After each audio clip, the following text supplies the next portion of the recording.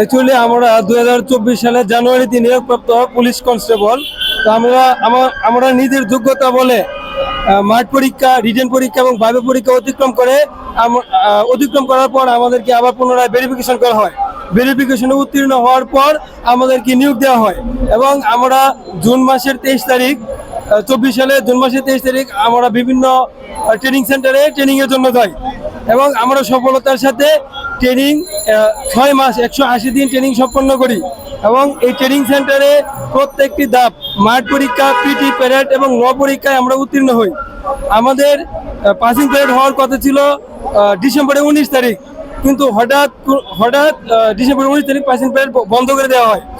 বন্ধ করে দেওয়ার পর এবং আমাদের কার্যক্রম পিটি প্যারেড চালু রাখা হয়। তারপর এইভাবে যখন চলতে থাকে 193তম দিনে জানুয়ারির 2 তারিখ তো আমাদেরকে হঠাৎ বলা হয় শৃঙ্খলা বহির্ভূত কাজের জন্য আমাদেরকে অব্যাহতি প্রদান করা হয়। কিন্তু আমরা এই দীর্ঘ যে সময় প্রশিক্ষণ চলাকালীন সময়ে আমরা কোনো রকম শৃঙ্খলা বহির্ভূত কাজ করি নাই। আমরা প্রায় 3600 টিআরসি সারা বাংলাদেশে প্রশিক্ষণের জন্য ট্রেনিং সেন্টারে যাই, কিন্তু বিভিন্ন ট্রেনিং সেন্টারের সংখ্যা বিভিন্ন। আমরা নোয়াখালীতে 18 জন, এইরকম বিভিন্ন ট্রেনিং সেন্টারে বিভিন্ন সংখ্যা, সব মিলিয়ে প্রায় 63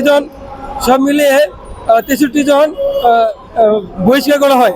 তবে আমরা যতটুকু জানি যে আমরা ট্রেনিং সেন্টারে থাকা অবস্থায় পরবর্তী সরকার, অন্তর্বর্তীকালীন সরকার আসার সময় দফায় দফায় কয়েক দফা ভেরিফিকেশন হয়, এনএসআই, ডিজিএফআই এই ধরনের।